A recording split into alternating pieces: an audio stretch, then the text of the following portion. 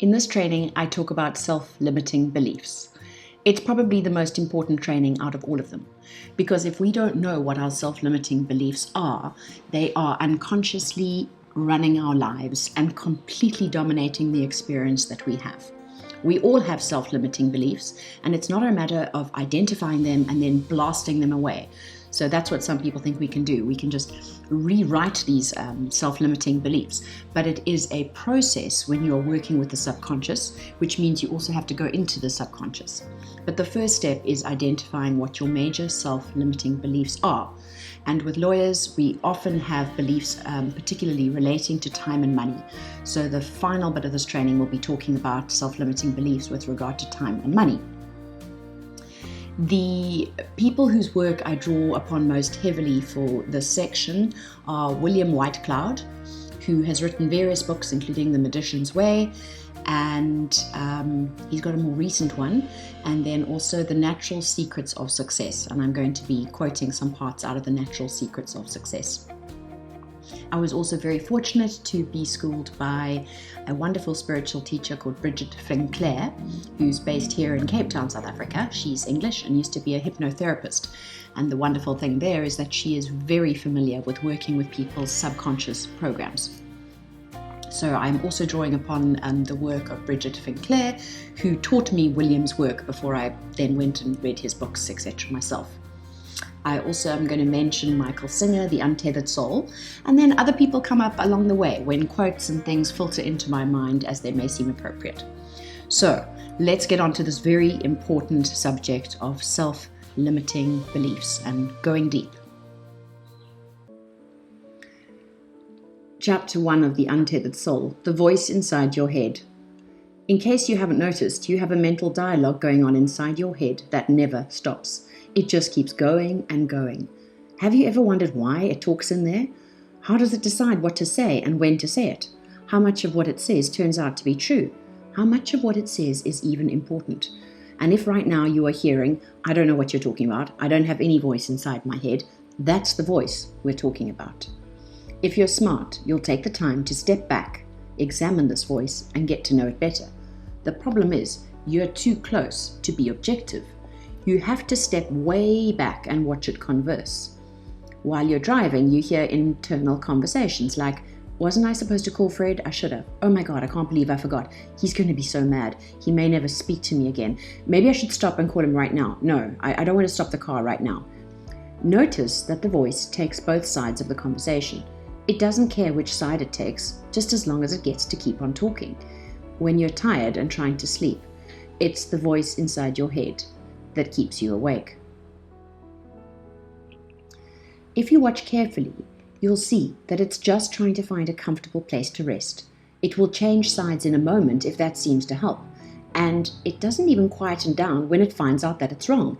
It simply adjusts its viewpoint and keeps on going. If you pay attention, these mental patterns will become obvious to you. It's actually a shocking realization when you first notice that your mind is constantly talking. You might even try to yell at it in a feeble attempt to shut it up, but then you realize that's the voice yelling at the voice.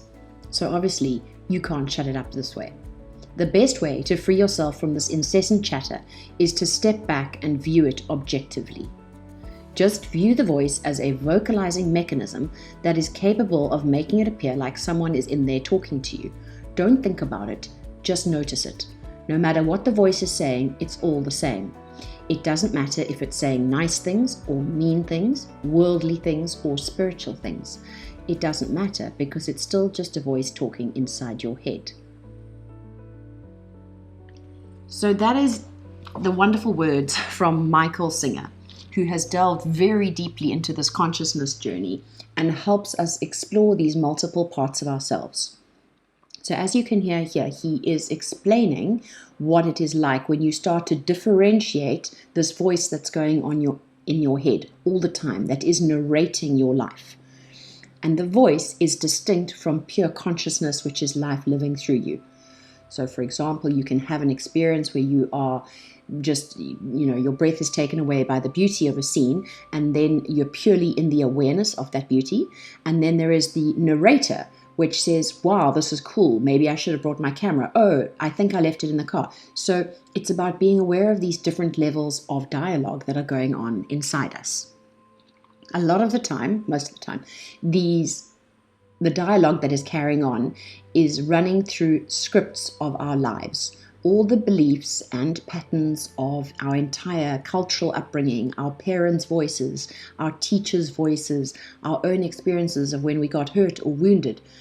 And so what we start to see is that we can view our minds as some massive repository of everything that's ever happened to us. And every experience we're now having is being filtered through that massive repository of everything that's ever happened.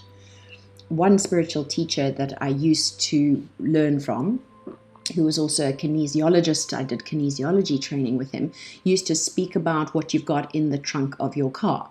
And he would explain that everything you've ever been through, if you imagine, every memento, every souvenir of every relationship that you've ever had, every encounter you've ever had, is all there in the back of the car. So you are traveling around with this massively full trunk, and every experience you have is now filtered through this trunk.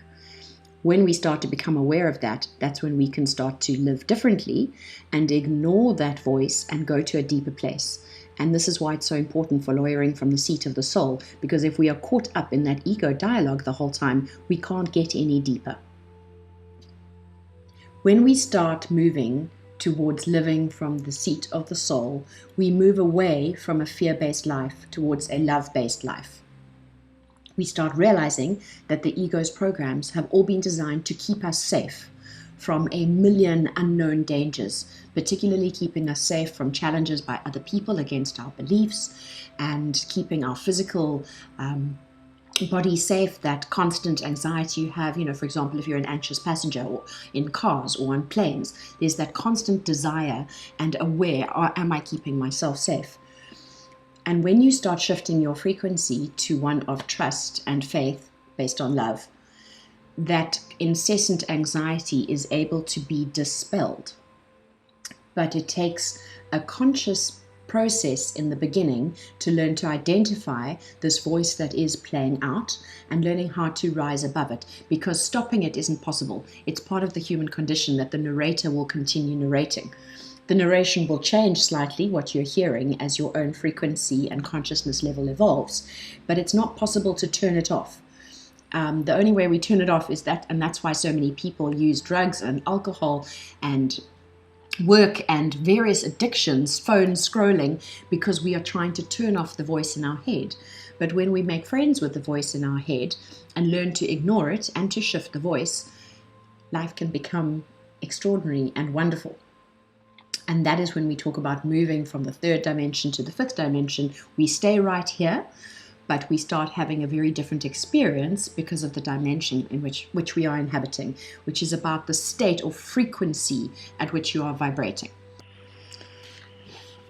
So lawyering from the seat of the soul actually involves getting to know and befriend our ego, realizing that the ego is our earthly vehicle to navigate our way through our journey in life.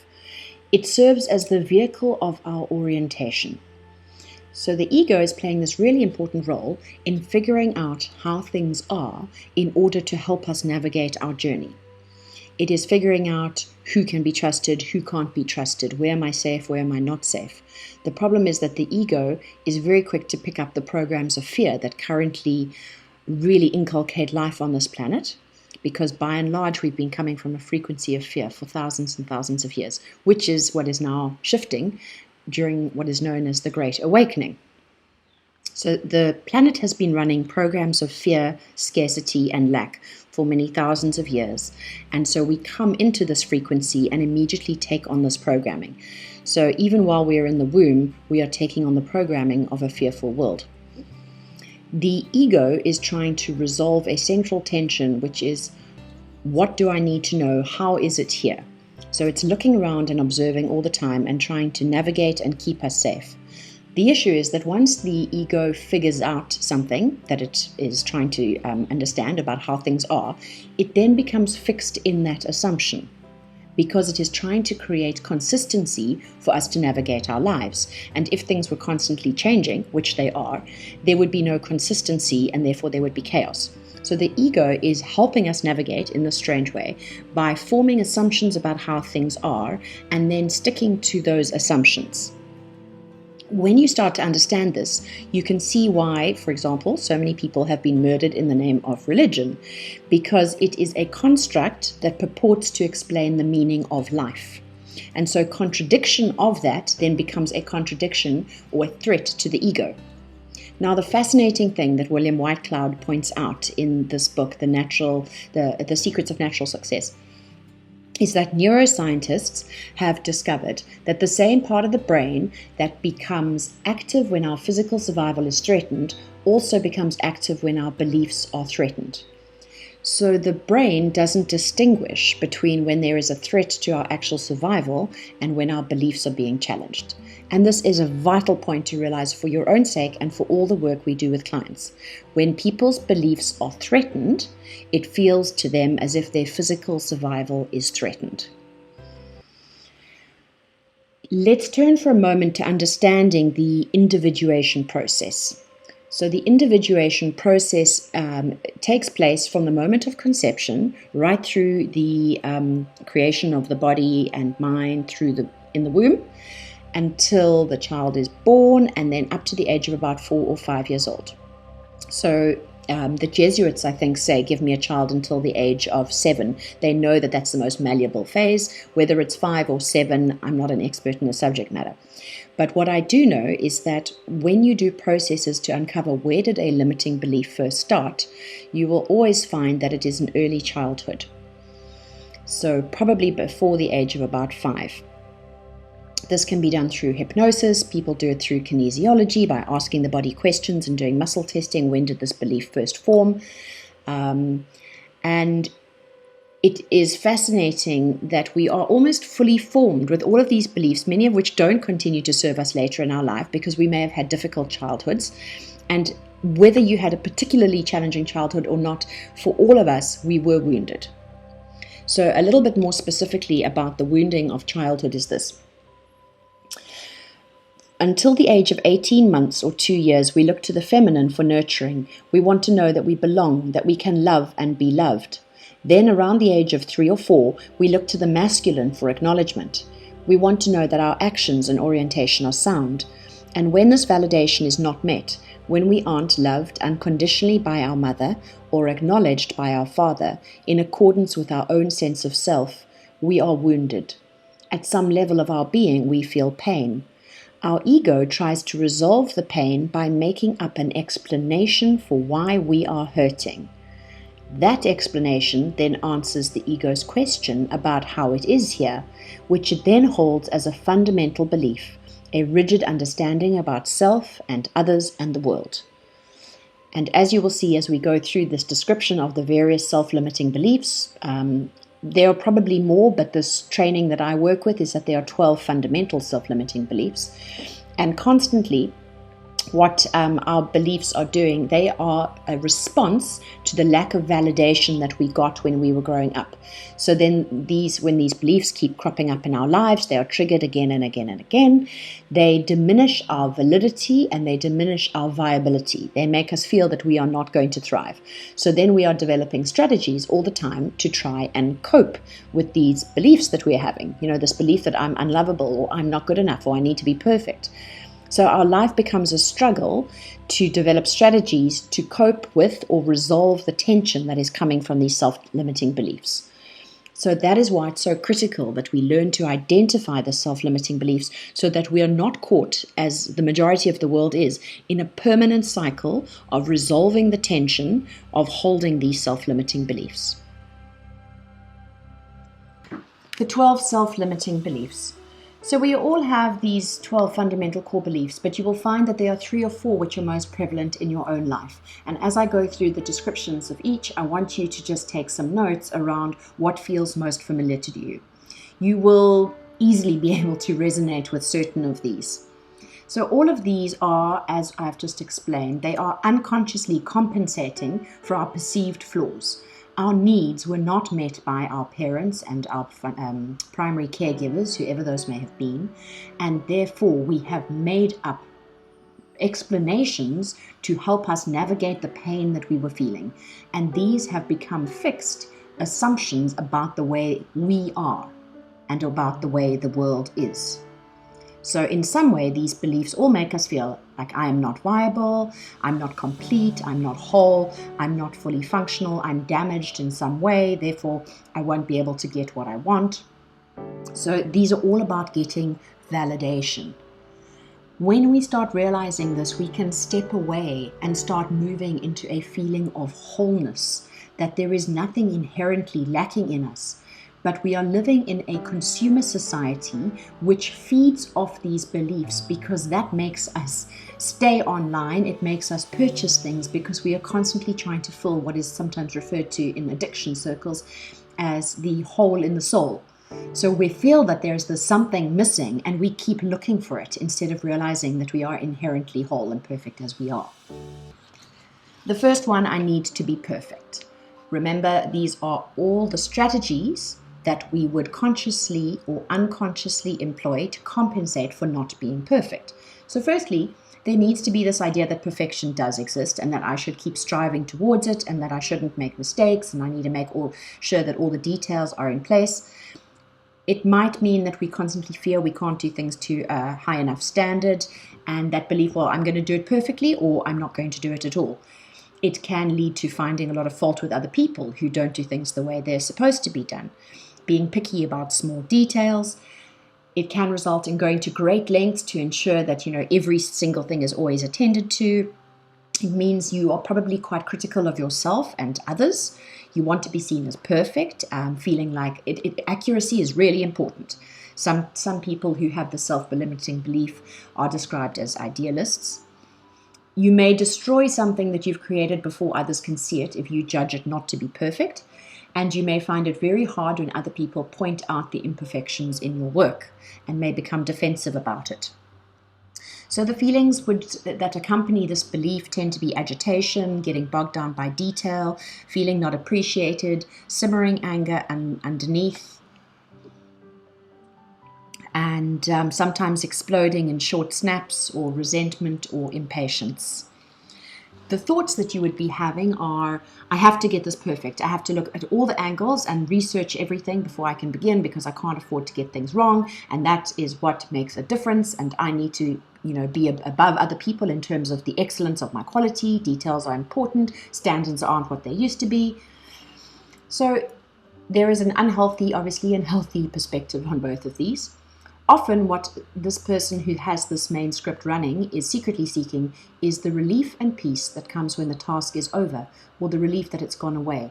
Also seeking to not be blamed, to not be blemished, or to make a mistake.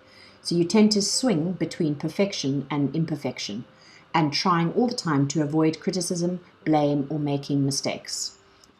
Belief number 2, there's a right way. So here the strategies are being unconsciously employed to compensate for you feeling that you don't know how or you're not sure of the right way. Because if you knew the right way, then you would feel okay about yourself and your life would be, you would be valid and your life would be viable. But instead you feel like somehow you just don't know the right way to do things. A person who has a strong belief of there's a right way running will often like to be right. They can be very pedantic and opinionated and have a sense of duty to tell others the right way once they've found it. There can be a need to establish always what is the right way of doing something. So whether it's playing a game or doing the washing or writing a document, what is the right way? And then sometimes a person will rope in everybody else to convince themselves and everybody else that this is the right way. So it tends to be the focus is on the how, the method, the procedure, the protocol. A person who has this as a predominant belief will very much like rules and be a stickler for their own rules and get agitated if other people break the rules or doesn't do things your way. They tend to be intolerant of deviation from the rules. And if you fail at something, you probably are going to blame it on that you did it the wrong way. So if only I'd done it this other way, it would have been fine. So the feelings that go with this self-limiting belief tends to be fear of doing it the wrong way. There can be anger and frustration when other people aren't doing things your way. There can be rage when your way isn't acknowledged or people aren't doing things your way. And that can also result in a mixture of anger, but if that's not acknowledged, then depression. So the thoughts would be, I'm looking for the right choice, the right way. What is the best option, the best recipe? I need to follow the instructions, or I need to copy someone who's better at it. So similar to some of the behaviors in the perfection one, there's this endless kind of research and analysis. Secretly, what you are seeking is the safety of knowing the right way so that the outcome can be predictable. So there's the search for relief. If I find the right way, this will solve the problem. It will keep me safe. This type of person would probably try and avoid criticism and also not be that interested in other people's perspectives being right or true. So there's this quite dogmatic approach. And again, probably likely to find that there are 1 on the Enneagram. So these don't tie up neatly in terms of each belief relates to a certain belief on the Enneagram. You'll see that as we go along, but you will find that perfectionism and there's a right way are quite closely tied, and both relate to Enneagram type 1. And it can come from either or both parents being strict or authoritarian. Moving on to belief number 3, I'm unworthy or unlovable. So here all the strategies are unconsciously employed to compensate for you feeling that you are not worthy. The behavior patterns that tend to play out, doing things for other people more easily than doing them for yourself. Finding it very difficult to say no, therefore saying yes when you want to say no. Worrying about what other people think of you, denying your own needs, seeking love and approval, but then feeling embarrassed when you get it and so pushing it away. Being embarrassed to be in the spotlight, finding it difficult to accept compliments. It can result in feeling rejected because you're all the time have the script of I'm unworthy and unlovable, so you unconsciously create the rejection. You want to be loved and have so much love to give, but somehow you never get the love that others do. Again, this is an unconscious creation or pattern. You're very sensitive to what other people might say or think about you. You worry that you're being judged. If someone else is in a bad mood, you believe it must be because of something that you've done. You often look for fault in yourself rather than the other person, but you can be manipulative. For example, I did X for you, therefore you should do Y for me. It can, in some cases, result in someone having very poor self-esteem and self-image around intelligence or looks or hair or body. This, we call it the disease to please. It can mean that you're often leaving jobs or relationships or friendships before the other person finds out that you're unworthy. And in some cases, the behavior may include doing things unconsciously to prove your worth, like giving to charity or to champion the environment, but you're doing it from a place here of unworthiness rather than genuine desire. You may feel guilty or punish yourself for something bad that you've done, feel guilty for spending money, for example, frivolously. Some people who have this actually develop a very flirtatious personality, like Marilyn Monroe, because that feeds very strongly into this need to feel worthy and lovable. It can also result in gossip, because in this case you're projecting your unworthiness by gossiping about other people and what they've done. The feelings can be sadness, that you are undeserving, guilt, shame, regret, feeling resentful, feeling a sense of grief for what was not. Secretly, you're seeking to be worthy, to be lovable, to be deserving, and to get approval from others and from yourself. So you're craving attention. What you're trying to avoid is situations of being found unworthy or unlovable by others. So constantly wondering, am I a good or bad person? And this can often relate to Enneagram type number 2, which is also referred to as the helper. It's the most common belief, and it stems from the first 2 years of life, from the mothering principle. So those who did not get the mothering that they needed, which in many cases, as we know, our mothers were not capable of giving us, for whatever was going on in their own life and their own scripts that they had running, and therefore we end up with this script. Belief number 4, I'm not good enough. This one can sometimes seem to be confused with the I'm not lovable, but you'll see as I explain this description how they are slightly different. So here it's about feeling not good enough. It's not just about feeling unlovable. So profile in this case is you get lots of qualifications. You take postgrad courses, online courses, feeling like there's always room for improvement. There's more to learn. You may read a lot of self-improvement or success books because you feel good, but you're not good enough. You may be very interested in motivational videos and events, driven to win and determined to do what you can to be the best. Working hard because things that are easy are suspicious to you. So you can be a workaholic or put work and achieving before relationships, leisure, pleasure, or rest. You may find it hard to laze around the beach, for example, unless you feel that you've earned it. You don't always get acknowledged for your achievements. The pattern can play out that somebody else may pip you to the post, so that you don't get the break or the recognition or the reward or the promotion that other people get. So this is something you've created unconsciously in order to keep justifying this belief, I'm not good enough. You may have lots of goals, so short, medium, and long term. Be very future oriented, always planning what you're going to do next. You may have difficulty being in the moment and stopping and smelling the roses, so you get burnt out very easily. You live life by shoulds. I should be doing X, I should be doing Y, and when you're doing that task, you feel like you should be doing something else. You can become quite self-centered or narcissistic in your need to succeed. Often very high achievers, good grades, successful sports people or business people. Sometimes there's body dysmorphia because you feel like you're not thin enough, you're never attractive enough, you're never pretty enough or tall enough. You may feel like you're a fraud. Usually these people are good at self-promotion and self-starting because they're motivated and stay focused and get things done, but they may have a glossy veneer which they present to the outside world. For example, it's about the fast car and amazing dresses and outfits and luxury labels, but you may beat yourself up when you haven't done what you set out to do. Feelings here are often trying to numb out to these difficult emotions, so you feel empty and incomplete. You feel driven and you may be a workaholic. You feel buoyant and uplifted when you're focusing on the future and all these things that you're doing to feel good enough, but you can fall into a hole when failing and can be inconsolable when there's been a deep failure. So the thoughts are always, I must prove myself, I need to do well, I must excel, I need to win, I need to work hard, I need to plan, I need to have goals, I need to look good. It's all about these, the brands of success that I need to aspire to, at the same time as often feeling I'm just exhausted and burnt out, but there's more to do and I'm not there yet.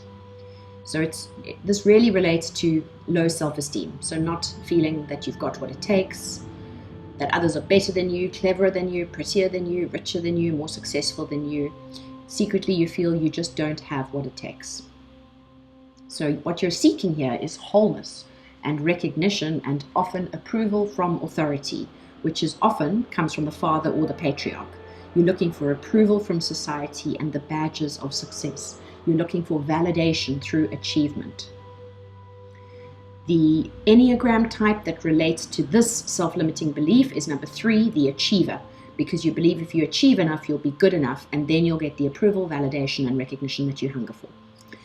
This belief is quite common, and it comes from ages 3 to 5, often because of the lack of fathering. So either you weren't validated by your father, so you're seeking his approval, or you want to live up to your father who you admire. You're trying to gain his approval. Belief number 5, I don't belong. You will immediately be able to see if this is one of your major patterns, or you will see it in others that you know well. The people who always have a script of feeling, I don't quite fit in, I'm not the same as other people, I don't belong here. In some cases, this type of person may go to extreme lengths to try and fit in, so massive need to conform. But in other cases, it may manifest in behavior of trying to stand out, being very different. So dyeing your hair crazy colors and wearing outlandish clothes and listening to, always the latest and most different music that nobody else has ever heard of yet. So this need to differentiate yourself by showing I don't belong. Let's go a little bit deeper into this. So, a type of person with this major self-limiting script running through them may act very dramatically or may exhibit dramatic emotions. They may be very expressive. In some cases, they may be emotionally turbulent. So, for example, be very melancholic or be very envious, very moody. In extreme cases, it may even manifest in bipolar, so major ups, major downs. Sometimes this person would like standing out from the crowd because then it causes a reaction, but often they're also very creative. They think outside the box because they're not in the box. They can appear odd or weird or different, and as a consequence experience rejection from others. They feel like they're alone and not able to really connect with others, can be very introverted on occasion, so icy and cool, removed, detached, part of the protective mechanism from feeling I don't belong. Sometimes you may feel like you come from a different planet. You may look for or create your own club or tribe or cult around a particular nuance or a particular belief or alternative way of dressing or way of gardening or way of cooking. You may fear abandonment, so you might be clingy and codependent, or you might just play by the rules so that you feel a sense of belonging. You might, if you get ill, have mysterious illnesses that are unlike anything other people get. So eating disorders or ME, things that can't be cured. And again, that belief I am different to other people is running very strongly. You may be acutely self-aware. You might be sensitive and withdrawn and self-absorbed. This could lead to, you could be an artist. You might be moody or self-pitying or self-indulgent. You may enjoy stuff, but as long as it's not mainstream. So you don't want to be seen ever as listening to mainstream music or buying mainstream art, etc. Sometimes this character of the damsel in distress who's waiting for a knight to rescue them might be playing out. So the feelings tend to be melancholic, melodramatic, tragic, unloved, feeling cast out, unwanted, insignificant, abandoned, ostracized, alone in your own world, envious of others, vulnerable, having mood swings which go from elation to despondency, highs and lows. And the thoughts are around, I'm different, where is my place, why can't I find true love? But you may also have an abundance of quirky new ideas and expressions and needing to express these in painting and acting and writing and this need to express so that others will get me. Secretly, you're seeking a clear and stable identity, so knowing who you are and where you fit in, and looking for someone else who is like you. So trying to find your tribe or else just being accepted for who you are. There can be this desire, secretly hoping that some other person will complete you. This often can relate to Enneagram type number 4, which is the tragic romantic, also known as the individualist. And the belief script there is, if I can define myself, I can belong and find love, and then I'll be viable. In terms of where this particular self-limiting belief may stem from, it has been suggested that it can come from perceived or real abandonment, and it's related to the mothering principle.